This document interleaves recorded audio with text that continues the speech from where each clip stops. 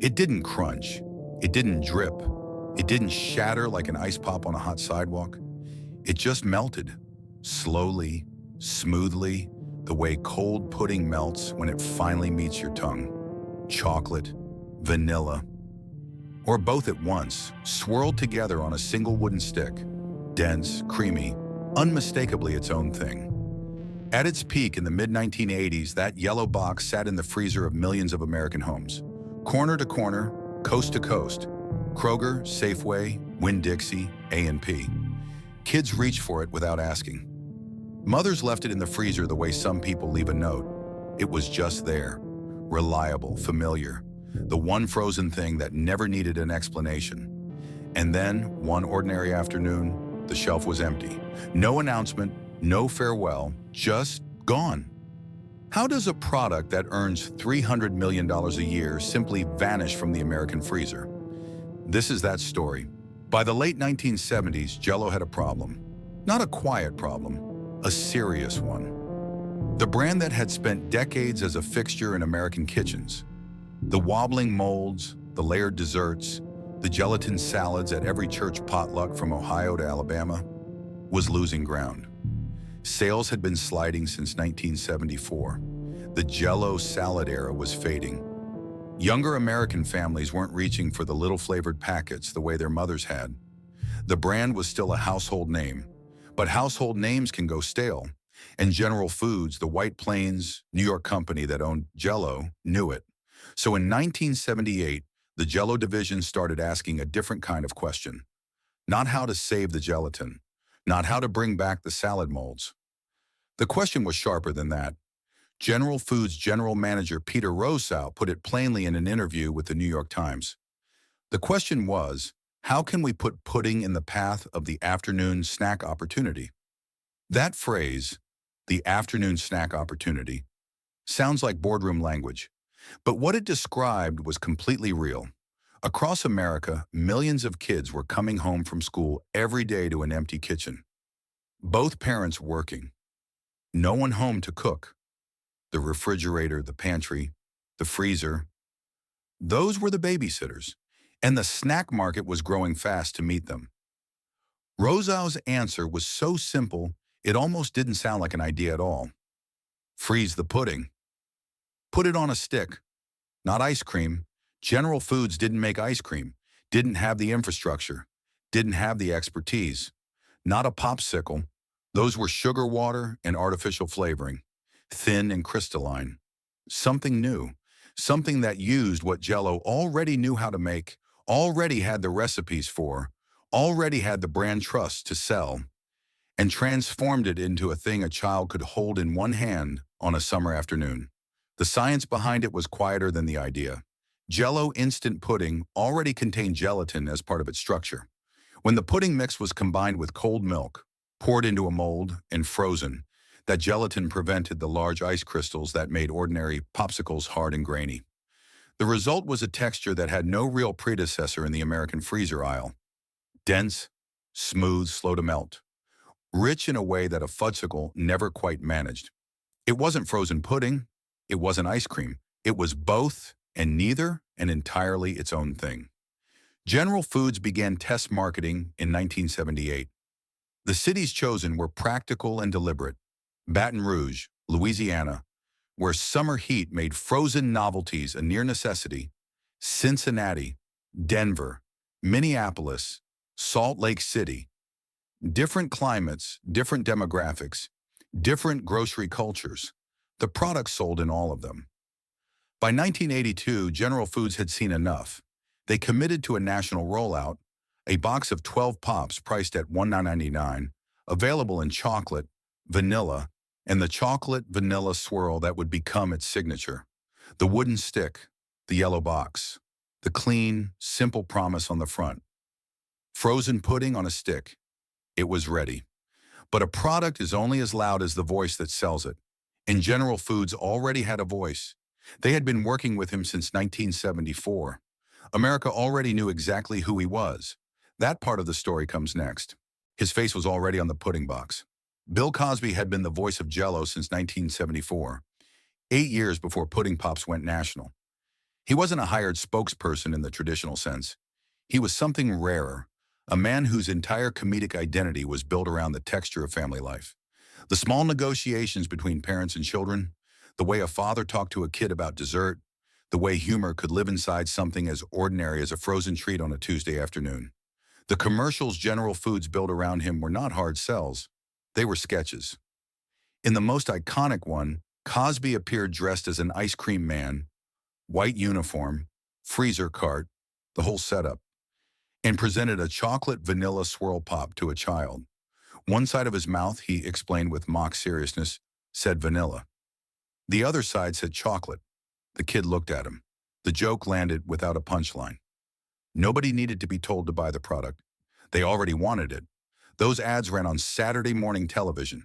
They ran in prime time. They ran in the breaks between the A-Team and Family Ties in different strokes. And then in 1984, The Cosby Show premiered on NBC and became the #1 program in America for 5 consecutive seasons. The man selling pudding pops on Saturday morning was the same man that 80 million Americans were watching on Thursday night. There was no wall between the two. The trust transferred completely. The first year of national sales, 1982, Jell-O pudding pops generated nearly $100 million in revenue. 1 year, one product, one wooden stick. By the end of the 5th year, they were doing $300 million annually. But the numbers, as extraordinary as they were, don't tell the real story. The real story happened in kitchens. It happened in a split-level house in suburban Columbus, Ohio, where a mother who worked the early shift at a hospital left a box of chocolate pudding pops in the freezer every Monday, so her 2 kids would have something waiting for them when they got home from school on Wednesday, Thursday, Friday. It wasn't a grand gesture. It was a small, reliable one. The kind that children remember for the rest of their lives, not because it was extraordinary, but because it was always there.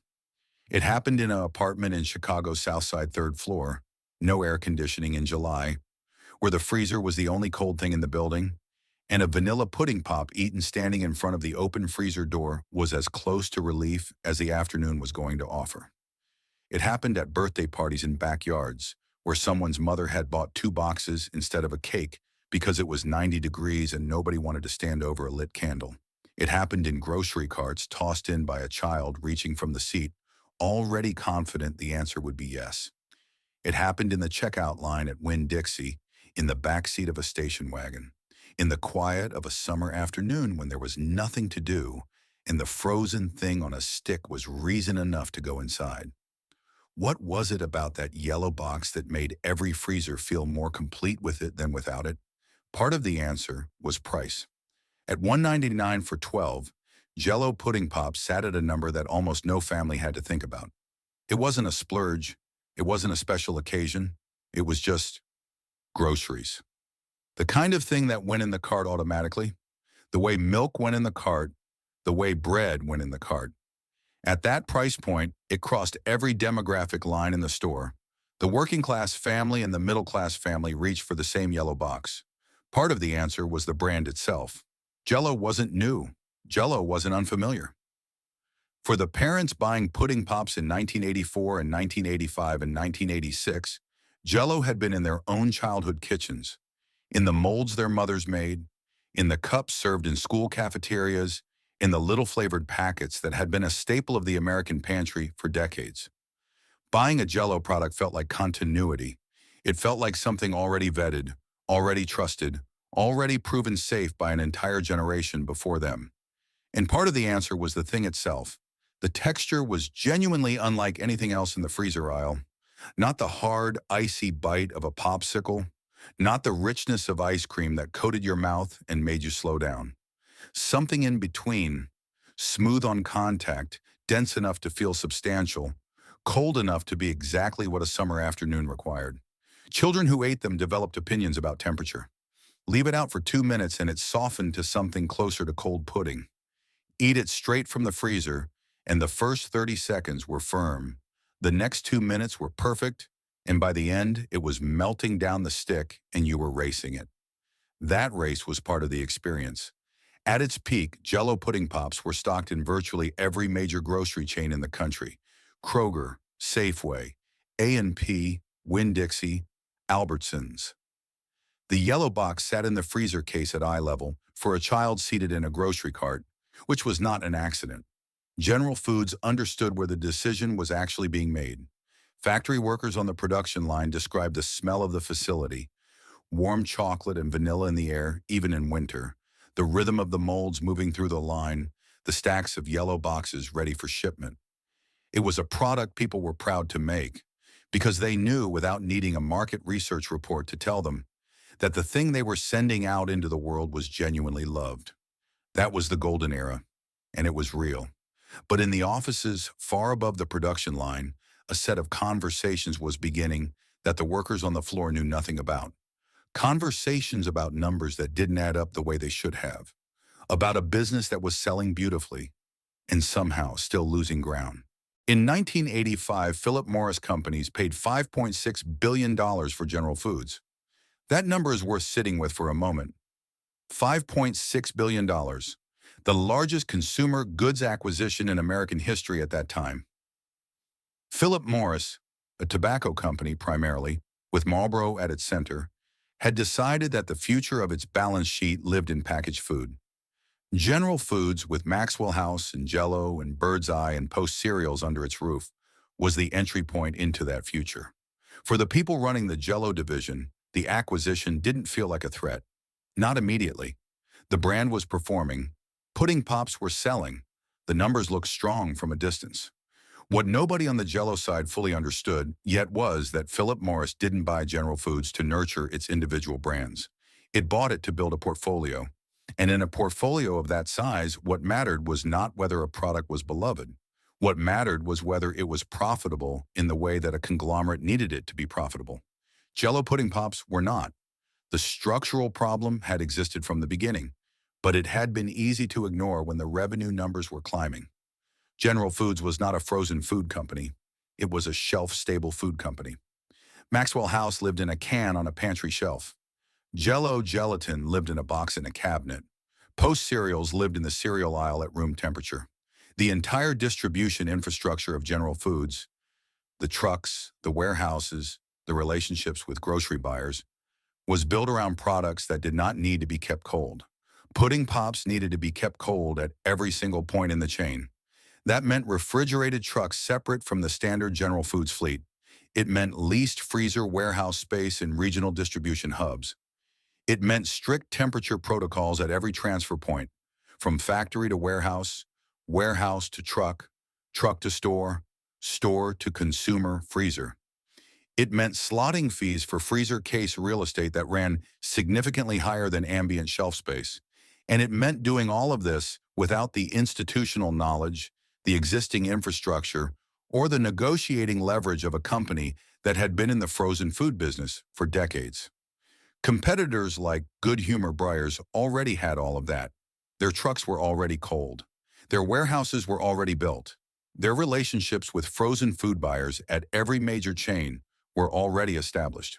When Good Humor moved a fudsicle from factory to shelf, the margin on that transaction looked very different from the margin on a pudding pop making the same journey. General Foods was paying to build a frozen supply chain from scratch and charging $1.99 for a box of 12 to cover it. The math was never going to work, not the way the rest of the business worked. Through the late 1980s, as General Foods was absorbed further into the Philip Morris structure, and then merged with Kraft at the end of 1988 to form Kraft General Foods, the Pudding Pops line continued to sell. $300 million a year was not a number anyone could dismiss. But inside the finance meetings of the new combined company, the conversation around frozen novelties was changing. The question was no longer how to grow the category. The question was whether the category made sense for a company that was, at its core, a shelf-stable food business trying to manage a portfolio of 200 products under one roof. Pudding Pops were the only thing in that portfolio that required a frozen supply chain. The only thing. Regional grocery buyers started to notice subtle shifts in the mid to late 1980s. Delivery schedules that had been reliable became less consistent. Lead times on reorders grew longer. The sales representatives who had once pushed the line aggressively went quieter. Not gone, still present, still processing orders. but without the promotional energy that had defined the early years.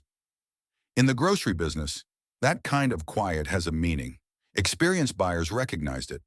The product wasn't being discontinued, not yet, but it wasn't being fought for either. New flavors had been introduced to chase additional market share. Banana in the early 1980s, peanut butter chocolate swirl in 1989. The peanut butter chocolate swirl was genuinely good, the kind of combination that should have opened a new lane in the freezer case. But by 1989, the internal momentum behind the brand was already softening. New flavors require investment in marketing, in production, in distribution support.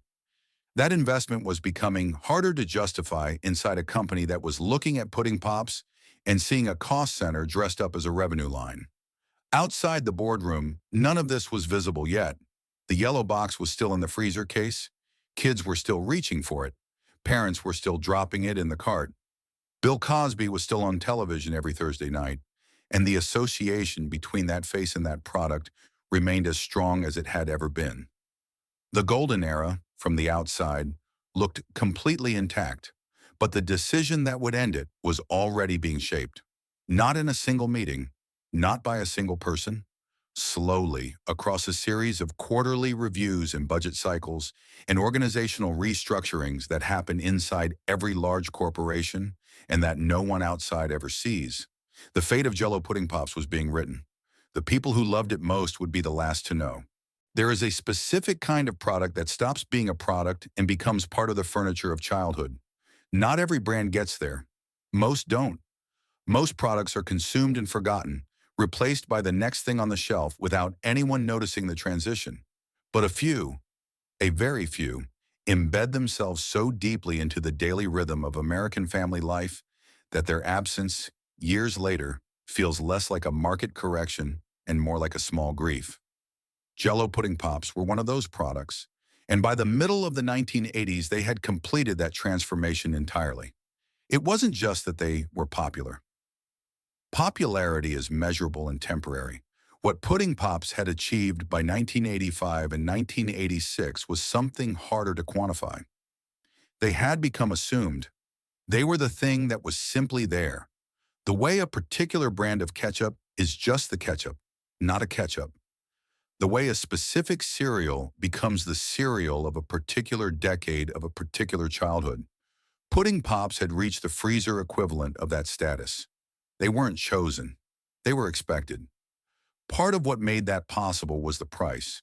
At $1.99 for 12, there was almost no family in America for whom pudding pops represented a decision. They didn't require a conversation in the grocery aisle. They didn't require a special occasion or a reward structure or parental negotiation. They were groceries. They went in the cart the way orange juice went in the cart, automatically without ceremony, as a simple acknowledgement that the freezer needed restocking. And part of what made it possible was Bill Cosby. By 1984, with The Cosby Show premiering on NBC and climbing immediately to the top of the Nielsen ratings, Cosby had become something genuinely unusual in American celebrity culture. A figure trusted equally by children and their parents. Children watched him on Saturday morning selling pudding pops in a white ice cream man uniform. Their parents watched him on Thursday night playing Cliff Huxtable, the warm and funny obstetrician father of 5 in a Brooklyn brownstone. The two images reinforced each other in a way that no advertising agency could have engineered deliberately. The man who made America's favorite family feel seen was the same man handing frozen pudding to a kid on a stick. The trust was total. The transfer was seamless. What did it feel like to work in the factory during those years? Workers on the production line in that era described something that is easy to lose in a discussion of quarterly earnings and distribution margins.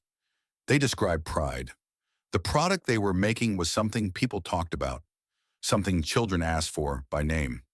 When a factory worker goes home and their neighbor's kid mentions the thing they spent 8 hours making today, that is not a small thing.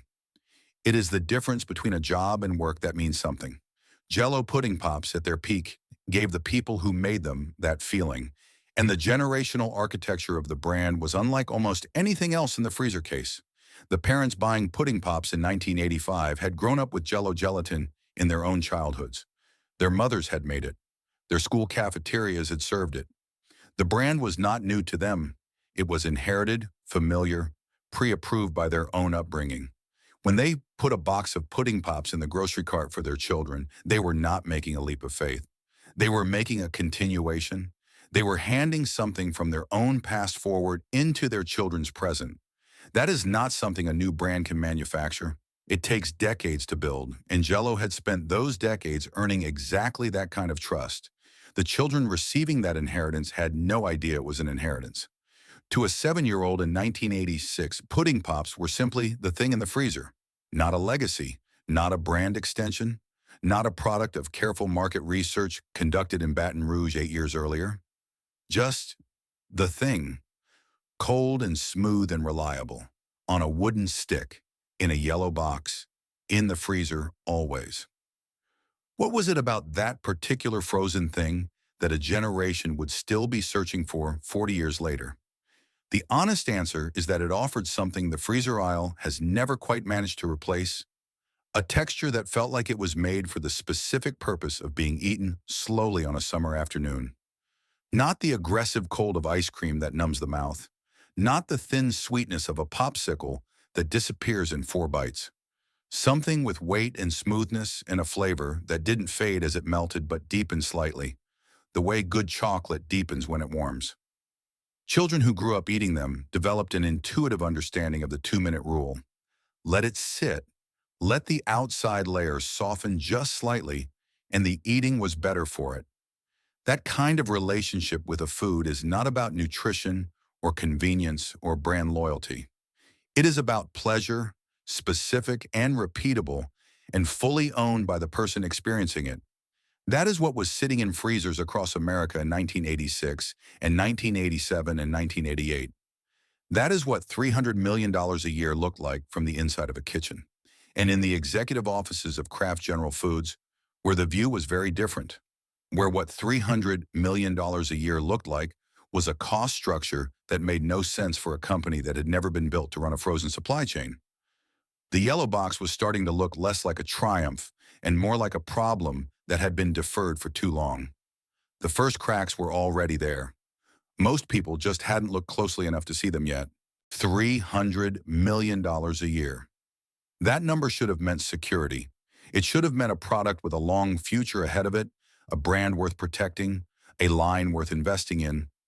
In almost any other context, in almost any other industry, a consumer product generating $300 million in annual revenue would have been untouchable. It would have had champions in the boardroom. It would have had budget.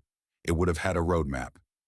At Kraft General Foods in the early 1990s, it meant none of those things because the number that mattered, the number that never appeared in the advertisements, never showed up in the fan mail, never registered in the mind of a child reaching into the freezer after school, was the profit margin. And the profit margin on Jell-O pudding pops was, by the standards of a company managing 200 product lines under one roof, essentially indefensible. How does a product that sells $300 million worth of frozen dessert every year fail to make money? The answer lived not in the product itself, but in the infrastructure required to move it from a factory floor to a kitchen freezer.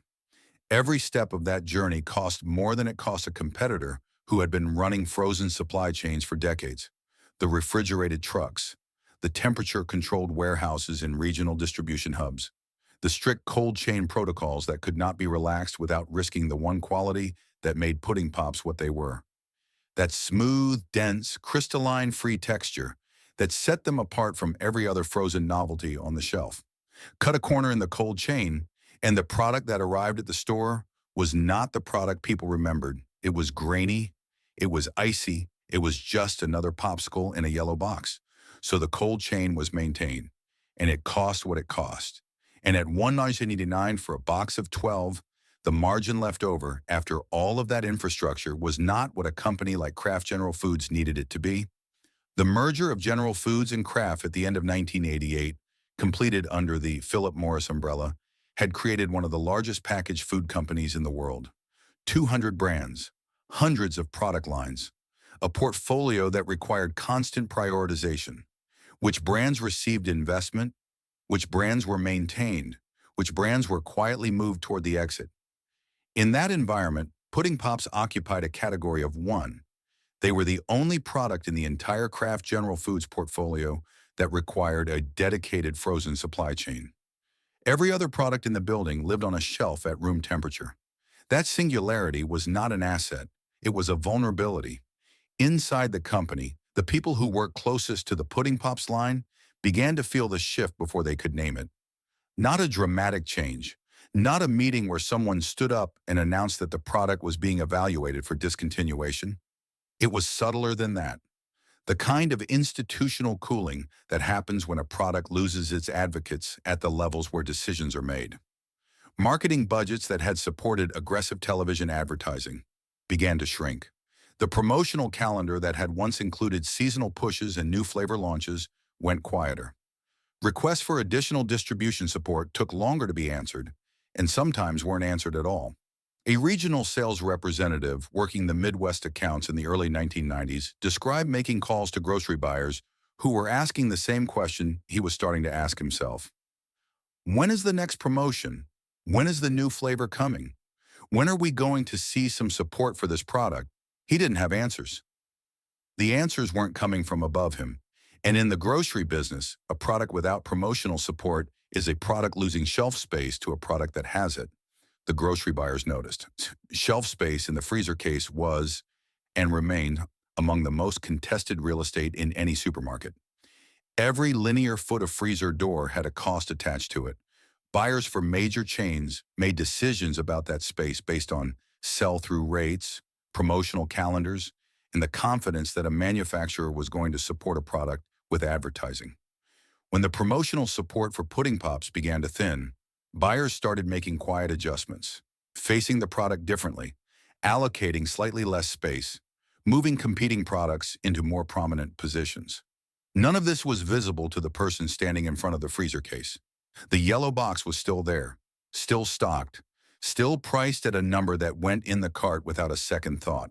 But the ecosystem that had kept it prominent, the advertising, the promotions, the sales force energy, the buyer relationships, was losing pressure, slowly, steadily, in the way that a tire loses air not from a blowout, but from a slow leak that takes weeks to become undeniable.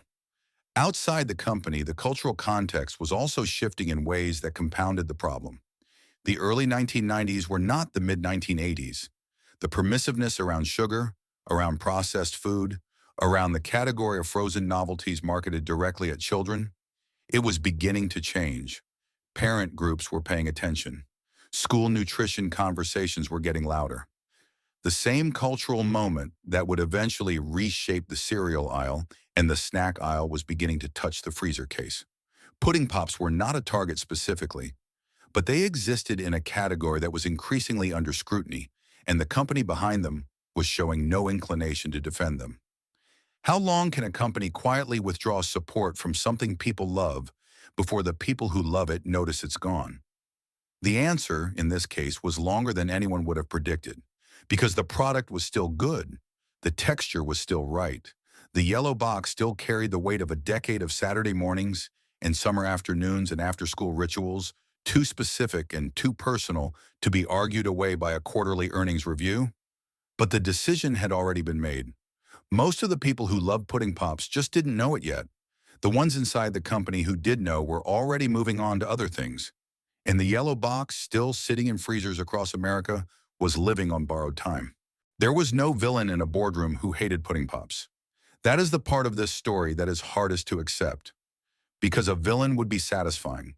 A villain would give the anger somewhere to land. But the truth is more uncomfortable than that. The people who made the decisions that ended Jell-O Pudding Pops were not acting out of malice. They were acting out of logic, corporate logic, portfolio logic. The kind of logic that makes complete sense inside a spreadsheet and no sense at all to a person standing in front of an empty freezer case asking where the yellow box went. Who exactly bears responsibility when a product that millions of people loved is discontinued? Not because it failed, but because it succeeded in a way that was inconvenient? That question has no clean answer, but the decisions are documented, and they are worth examining one at a time. The first decision was made not in the early 1990s, but years earlier, at the moment of national launch in 1982. General Foods chose to build and operate its own frozen supply chain rather than partner with a company that already had one. That choice made sense in 1982 when pudding pops were new and the brand protection argument was strong. If you control the cold chain, you control the quality, and quality was the entire value proposition. But it created a structural cost that the product's price point could never fully absorb.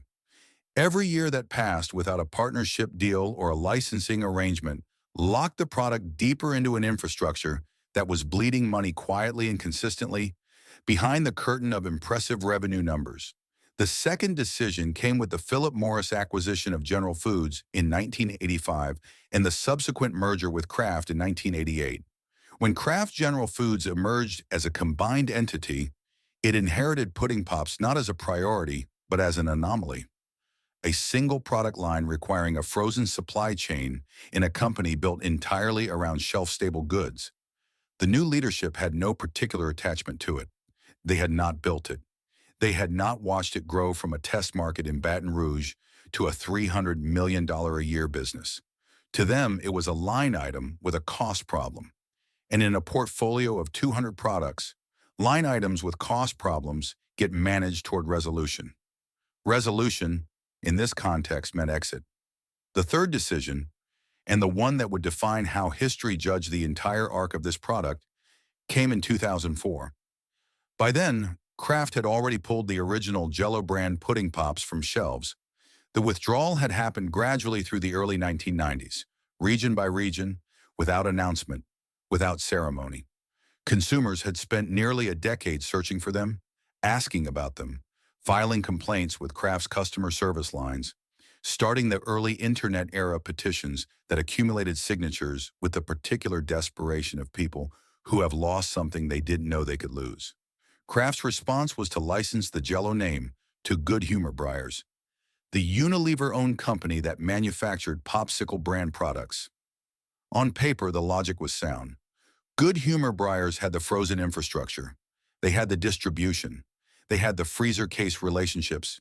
They could make a pudding pop and get it into stores at a margin that made sense for a frozen food company because they were a frozen food company. The Jell-O name would provide the brand recognition. Good Humor Breyers would provide everything else.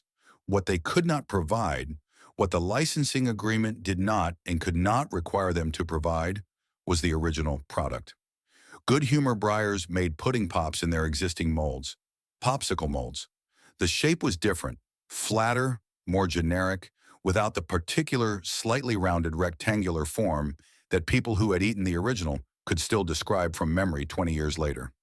The recipe was reformulated to work within their production systems. The texture that had defined the original, that dense, smooth, slow melt quality produced by the specific ratio of Jell-O pudding mix to milk, frozen in a particular way at a particular temperature, was not replicated. What came out of the new production line tasted, to the people who had been waiting for it, like an approximation, a tribute, a product that had the right name on the wrapper and the wrong everything else inside it. The fan response was immediate and specific. Online forums in 2004 and 2005 filled with posts from people who had bought the Revival product within days of seeing it on shelves. The language was consistent across thousands of individual accounts from people who had never met each other and were writing from different states, different decades of memory, different versions of the same childhood. They all said the same thing. This is not it. The texture is wrong. The shape is wrong.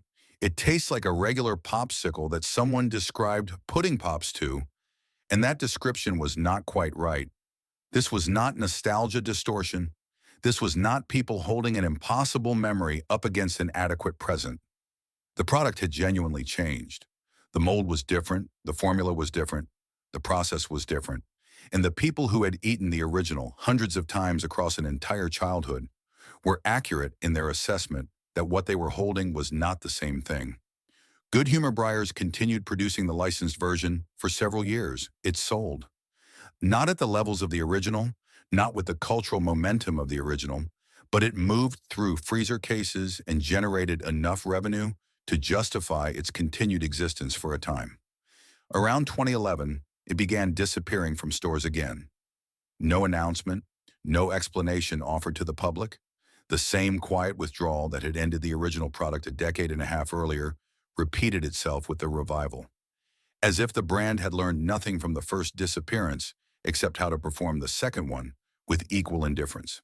In 2018, Jell-O's official account on X, then still called Twitter, finally provided the only public statement the brand would ever make about the discontinuation. A consumer had asked directly. The response was a single sentence. Pudding Pops had been discontinued due to not enough consumers purchasing them. Not enough consumers purchasing them after a decade of $300 million a year. After the most sustained Google search volume of any discontinued food product in America.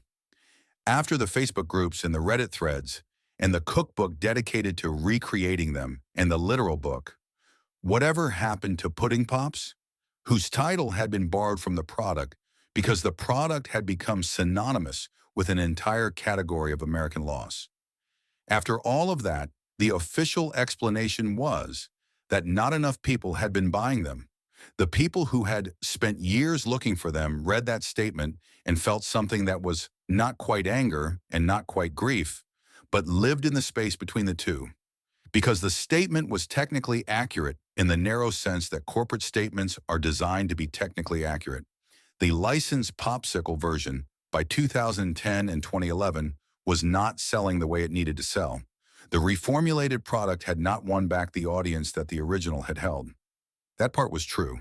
What the statement did not say, what it was not designed to say, was that the product consumers were searching for had already been gone for nearly 20 years by the time the licensed version arrived. That the version they were being offered in 2004 was not the product they remembered. That the decision to license rather than replicate had guaranteed from the beginning that the revival could not succeed because what people wanted was not the name. What they wanted was the texture, the shape, the specific ratio of pudding to cold that had been worked out in a General Foods laboratory in the late 1970s and perfected through years of production that Good Humor Breyers had never had access to and had never been required to match. What they wanted was the original, and the original was already gone. It didn't happen all at once. That is the first thing to understand about how Jell-O Pudding Pops disappeared from American freezers. There was no press release, no farewell campaign, no final box with a thank you message printed on the side. There was no date that anyone could point to and say, that was the day. It happened the way a lot of things end in the American grocery business. Gradually, regionally, quietly, in the specific language of an industry that communicates discontinuation, not through announcements, but through empty shelf space and unanswered reorder requests. In the early 1990s, grocery managers across the country began receiving the same information from their Kraft General Foods distributors. The Pudding Pops allocation for their region was being reduced, then reduced again. Then in some markets, simply not available for the next delivery cycle. The phrasing was always temporary sounding, supply issues, distribution adjustments, regional restructuring. The language of logistics, which is also, when used carefully, the language of ending something without saying you are ending it. A store manager at a Kroger in suburban Cincinnati, one of the original test market cities where Pudding Pops had first proven themselves to American consumers more than a decade earlier, described the moment the product stopped appearing on his receiving dock. He had been reordering it every 2 weeks for years. It was a reliable mover. Parents asked for it, kids asked for it. The yellow box had a permanent home in the third freezer case from the entrance, second shelf from the bottom, and that position had been earned through consistent sell-through, not negotiated. When the delivery came without it, he flagged it with his distributor rep. Supply issue, he was told, should resolve soon. It did not resolve. The next delivery came without it too. And the one after that, he put a different product in that shelf space. He didn't have a choice. Freezer case real estate doesn't stay empty. That is how it ended in Cincinnati.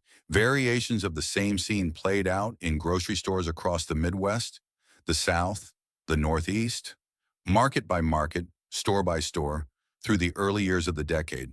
By the mid-1990s, the original Jell-O brand Pudding Pops were effectively gone from national distribution. Not officially discontinued, Not publicly acknowledged, simply absent, present in the memory of everyone who had ever eaten one, and absent from every freezer case in the country. The consumers who noticed did what consumers in the pre-internet era did. They asked their store managers. They called the number on the Kraft customer service line.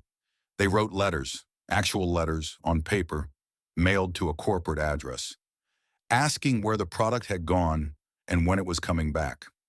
The response from Kraft's customer service was consistent and carefully worded. The product was not currently available in their area, and the company appreciated their feedback. Not discontinued, not available. A distinction that kept the door technically open while communicating to anyone reading carefully that the door was closed. What those letters represented, and what Kraft's customer service logs from that period represented, had anyone been paying attention to them as a signal rather than a volume of correspondence to be managed, was something the company had not anticipated at the scale it arrived. The attachment people felt to this product was not casual. It was not the mild preference a consumer might have for one brand of crackers over another. It was specific, personal, and tied to memories that had nothing to do with the product itself and everything to do with what the product had witnessed. Summer afternoons, after school hours, birthday parties in backyards, the particular freedom of being a child alone in a kitchen, opening a freezer, and finding exactly what you hoped would be there. When the internet arrived and gave those people a place to find each other, what had been thousands of individual unanswered letters became something visible. The early online forums of the late 1990s and early 2000s, Usenet groups, early food nostalgia websites, the nascent communities that would eventually become Reddit and Facebook groups, filled with threads about Jell-O pudding pops that followed a recognizable pattern. Someone would post asking if anyone else remembered them. The responses would come within hours, dozens of them, then hundreds, each one adding a specific detail. The chocolate was better than the vanilla, or the vanilla was better than the chocolate, or the swirl was the only correct answer, or the banana one from the early 1980s deserved its own memorial. The threads were not vague expressions of nostalgia. They were precise. People remembered the shape of the pop, the weight of it in a child's hand, the specific way the wooden stick felt when the last bite was gone and you were left holding it, the exact temperature at which the outside layer softened into something better than it had been straight from the freezer. That level of sensory specificity, maintained across decades by people who had last eaten the product as children, is not common. It is the signature of a food that had become, for the people who grew up with it, something closer to a sense memory than a preference.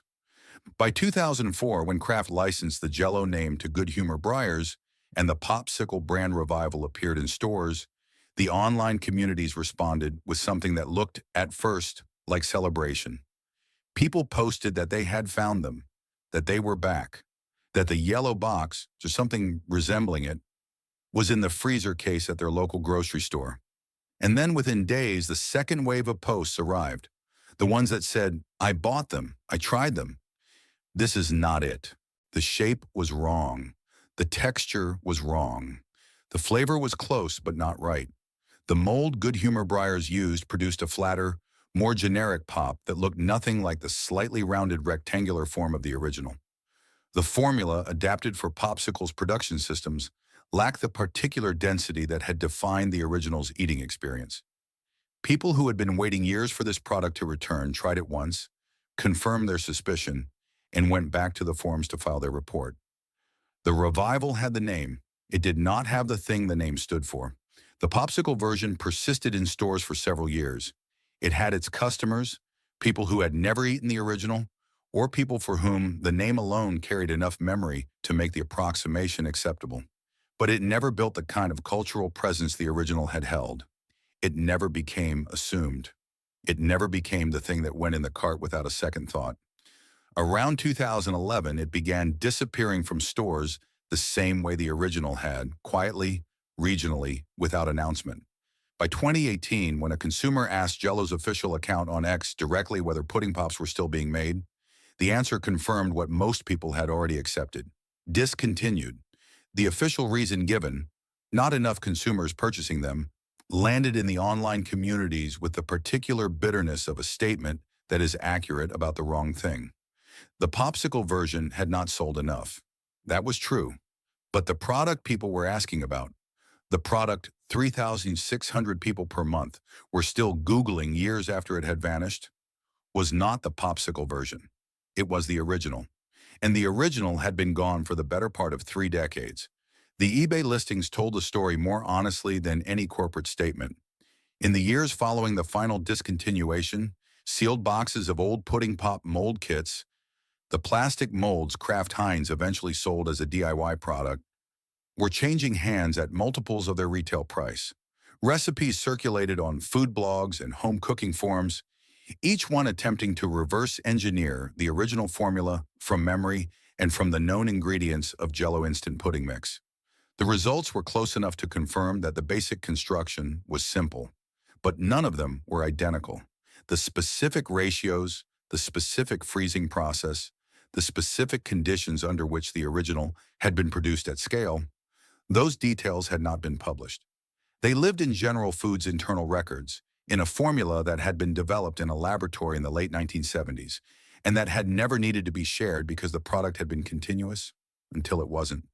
The factory workers who had spent years on the production line, who had worked in the smell of warm chocolate and vanilla, who had watched the molds move through the line, who had known without needing to be told that the thing they were making was genuinely loved, found out about the discontinuation the way most of them found out about decisions made above them, after the fact, through the absence of work, not through an explanation. The line stopped. The facility moved on to other products. The particular rhythm of making something that children would reach for on summer afternoons, that rhythm ended and was not replaced with anything equivalent. What filled the space in the freezer case the following week was whatever the buyer had decided to put there. Another frozen novelty, another product from another manufacturer who had the infrastructure and the margin structure to make the economics work. Products that sold, products that were fine, products that nobody, 30 years later, would still be searching for on a search engine at the rate of 3,600 queries per month. The shelf was not empty for long. It never is in a grocery store. The space gets filled. The planogram gets updated. The next product moves into position and the previous one becomes, in the language of the industry, a former SKU. In the memory of the people who grew up reaching for it, it was something else entirely. It was the thing that was always there, until the afternoon it wasn't. The shelf didn't stay empty. It never does. That is one of the unsentimental truths of the American grocery business. The freezer case does not mourn. The planogram gets updated, the facing gets reset, and within a week of any discontinuation, regardless of how beloved the product, something else is occupying the space. In the case of Jell-O Pudding Pops, the primary beneficiary of the vacated freezer real estate was the product that had always been its closest competitor and had never quite managed to displace it while it was alive. The Fudgesicle. Good Humor's chocolate frozen bar on a stick. Harder, icier, less complex in texture, but present, reliably present, at a price that worked and a margin that made sense for a company built to operate in the frozen aisle. The Fudgesicle did not replace pudding pops. Nothing replaced pudding pops in the way that word implies equivalence, but it filled the space. And the consumers who had reached for the yellow box out of habit gradually reached for something else out of necessity, the way people always do when the thing they preferred is no longer available. They adapted. They settled. They stopped expecting to find what they were looking for and started accepting what was there. Kraft, for its part, did not walk away from the equity the Pudding Pops name still carried. The DIY pivot, Kraft Heinz eventually publishing an official recipe on their website for homemade pudding pops using instant pudding mix, cold milk, and standard popsicle molds, was a quiet acknowledgement that the demand had never disappeared, even if the product had. The recipe worked. It produced something genuinely close to the original. Food bloggers tested it and confirmed that the basic construction was sound. The gelatin in the pudding mix did its job. The texture came out dense and smooth. The flavor was right, but it required a person to make it. It required planning and molds and freezer time and the willingness to invest effort into something that had once required nothing more than opening a box. That gap between a product that was simply there and a recipe that had to be executed, is not a small one. It is, in fact, the entire distance between a childhood memory and an adult recreation of it. The memory is effortless. The recreation is labor. And no matter how accurate the result, the labor changes what it means. The broader industry lesson that Pudding Pops left behind is one that business schools have occasionally used as a case study in the gap between brand strength and operational competency. General Foods had built, almost by accident, one of the most successful frozen novelty launches in American food history. The product was right. The marketing was right. The price was right. The timing was right. Everything that could be controlled by the people who understood food and understood consumers had been executed well. What undid it was the one thing they had never been built to understand: the logistics of keeping something cold from a factory floor in the Midwest to a kitchen freezer in suburban America. The irony that defines the entire arc is this: Pudding Pops did not create the frozen novelty category, but they expanded it permanently. The success of the original launch in 1982 signaled to every competitor in the frozen dessert space that the American consumer had an appetite for innovation in the freezer aisle that had not been fully explored. Good Humor, Popsicle, Dryers, Haagen-Dazs. The proliferation of frozen novelty products through the mid and late 1980s was, in part, a response to the market that Pudding Pops had proven existed. The product that could not sustain its own profitability had, in demonstrating its own demand, created the conditions under which its competitors thrived. The communities that had formed around the memory of Pudding Pops, the Facebook groups, the Reddit threads, the food nostalgia forums, did not dissolve after the 2018 confirmation of permanent discontinuation. They continued. New members joined, often younger people who had heard about the product from a parent or an older sibling, and were trying to understand what the attachment was about. The threads that resulted from those conversations were some of the most detailed product memory documentation available for any discontinued American food item: specific, sensory, cross-referenced across decades and geographies, a collective act of preservation that no corporation had commissioned and no archive had formally collected. In 2023, an average of 3,600 people per month were still searching Google for where to buy Jell-O Pudding Pops. Not the recipe, not the history, where to buy them. Present tense. As if somewhere in some freezer case in some grocery store in some part of the country, the yellow box might still be waiting. What do we lose when a flavor disappears and nothing takes its place? Not a reformulation, not a revival, not a recipe, but the actual thing made the actual way, available without effort or planning or nostalgia labor, simply present in the freezer the way it always was? The answer is not just a taste. It is a particular kind of certainty. The certainty that some things, once found, stay found. That the freezer will hold what you put your faith in. Pudding Pops were that certainty for a generation. And when they were gone, the certainty went with them. There was a moment, specific and repeatable, that belonged to anyone who ever ate one. You pulled it from the freezer. The box was cold in your hands. That particular cold of cardboard that has been sitting in a freezer for days, slightly damp at the edges. The yellow surface dusted with the faint crystalline condensation that forms when a freezer door opens and closes 100 times over the course of a week. You tore the wrapper, that thin waxed paper that released the pop with a sound too small to name, but immediately recognizable to anyone who heard it. And then it was in your hand, cold and dense and smooth, the wooden stick firm between two fingers, the surface already beginning its slow negotiation with the warmth of the room.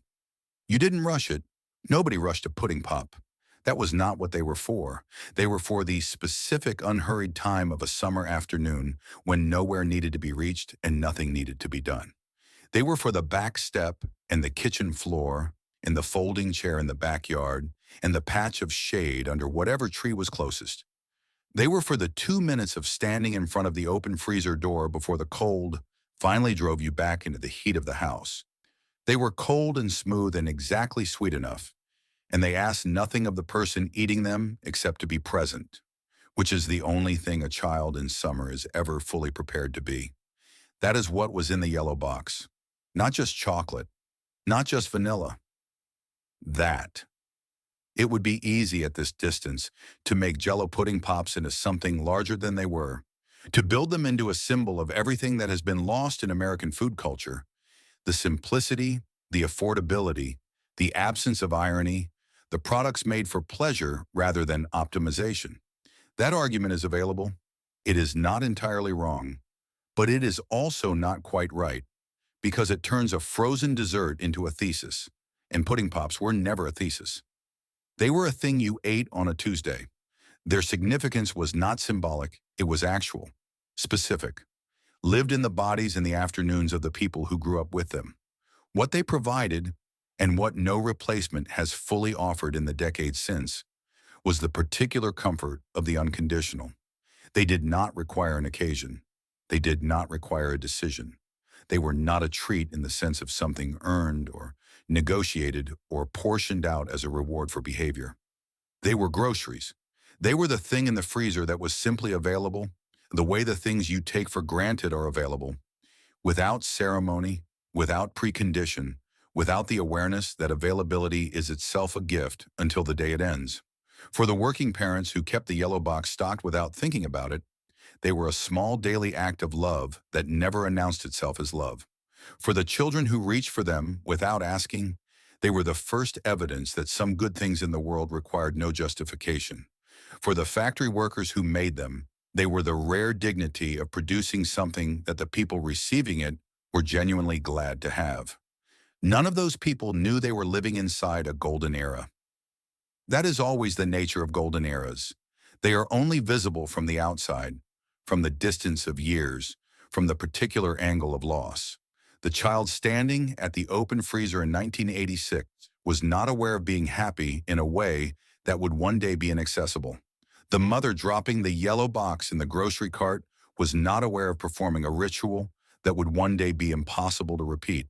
They were just living. The pudding pop was just there. And then it wasn't. The food scientists who developed the formula in the late 1970s, who solved the ice crystal problem and arrived at the texture that set the product apart from everything else in the freezer case. They built something that outlasted the company that made it, the corporate structures that owned it, and the business decisions that ended it. What they built still exists imperfectly in the memories of the people who ate it, in the recipes attempted in home kitchens, in the threads still running on forums where people who have never met each other and grew up in different states and different decades of the same era compare notes on the exact temperature at which the outside layer softened just right. Somewhere tonight, a person is describing the taste of a pudding pop to someone who has never had one. They are reaching for language adequate to the specific texture, not ice cream, not a popsicle, something in between, something that no longer exists in that form, and finding, as people always find, when they try to describe a taste from childhood, that language is not quite enough. The listener understands something. They understand that the person describing it is not talking about a frozen dessert. They are talking about an afternoon. They are talking about a freezer door and a wooden stick and the specific unhurried sweetness of a time that did not know it was ending. Nobody makes that afternoon anymore either. But the people who lived it remember exactly how it tasted. And that, in the end, is the only preservation that has ever mattered.